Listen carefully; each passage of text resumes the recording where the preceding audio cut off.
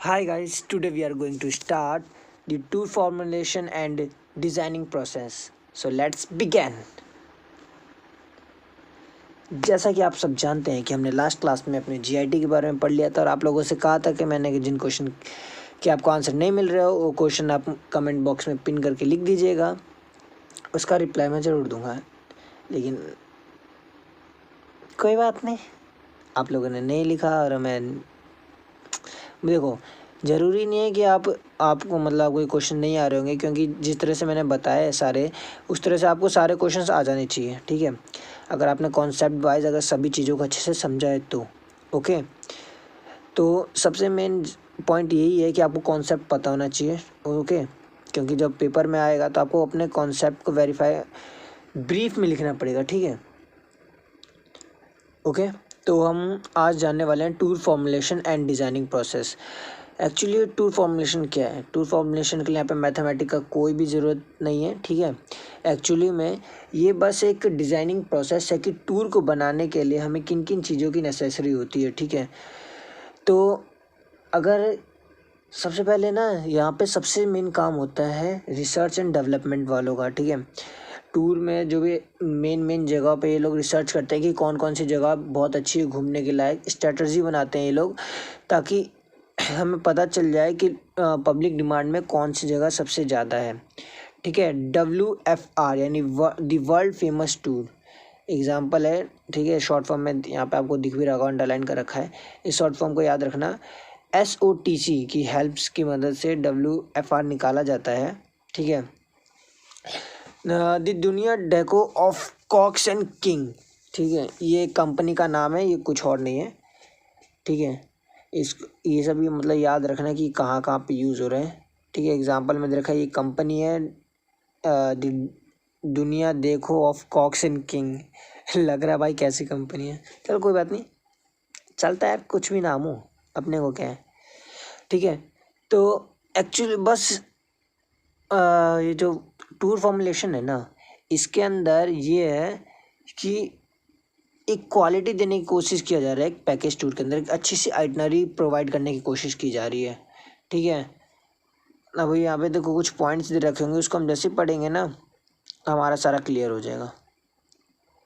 देखो यहाँ पे कुछ कितने पॉइंट दे रखे हैं, 3 3 6 3 9 पॉइंट्स दे रखे हैं। तो 9 पॉइंट्स को बस इन 9 पॉइंट्स को लिख देना पेपर में, फुल में से फुल मिल जाएंगे आराम से।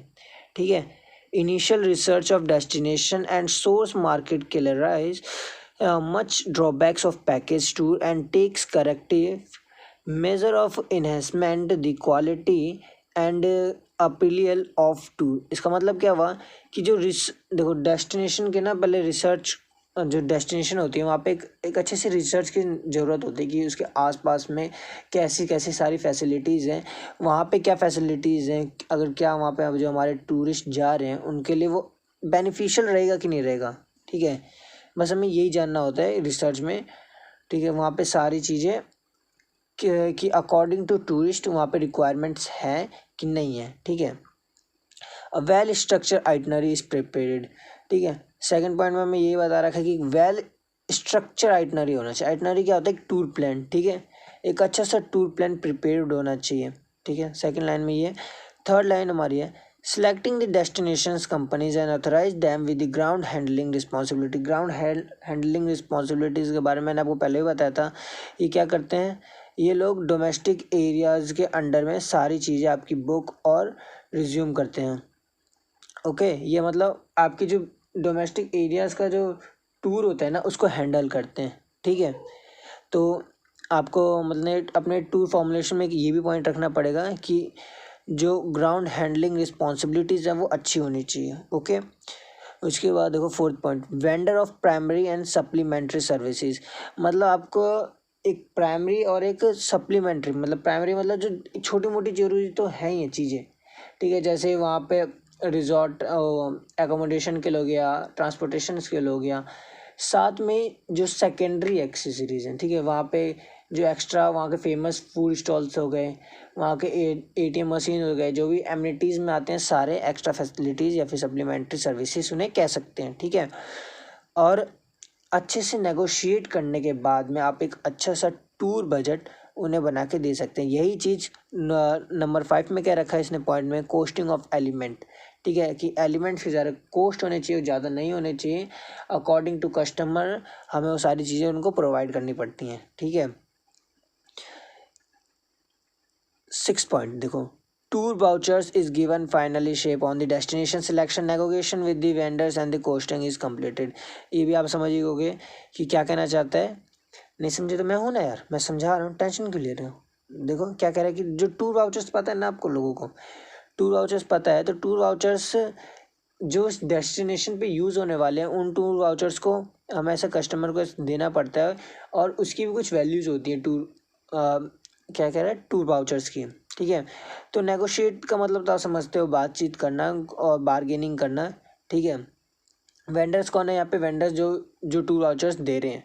ठीक है, अब वहाँ और जो वहाँ की जो टूर वाउचर्स की जो कोस्टिंग है ना, वेंडर्स के थ्रू में पूरी कंप्लीट करके एक अच्छा सा खासा टूर वाउचर बना के हमें कस्टमर को देना पड़ता है। ओके, ताकि वो वहाँ पे जाके यूज़ कर पाए और कुछ अपने जो पैसे सेव कर पाए। Selling the package tour directly और through the retail travel can be done through our robust reservation system.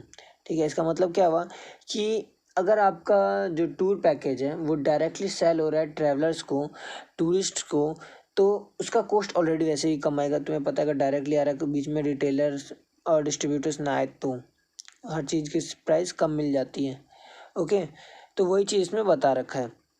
अगर हम डायरेक्टली सर्विस प्रोवाइड करेंगे टूरिस्ट को तो हमें थोड़ा सा कम पे करना पड़ेगा। 8 point, marketing and sales promotion help in reach the target market.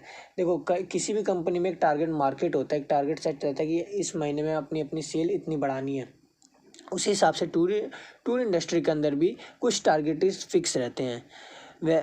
ठीक है, तो सेल्स और प्रमोशन के थ्रू ये लोग अपना जो है टारगेट मार्केट को अचीव करना चाहते हैं, जिसके थ्रू हमें मार्केटिंग करनी पड़ती है। ओके, 9 पॉइंट है हमारा last but not least point, operations of tour is carried out with the help of ground operators.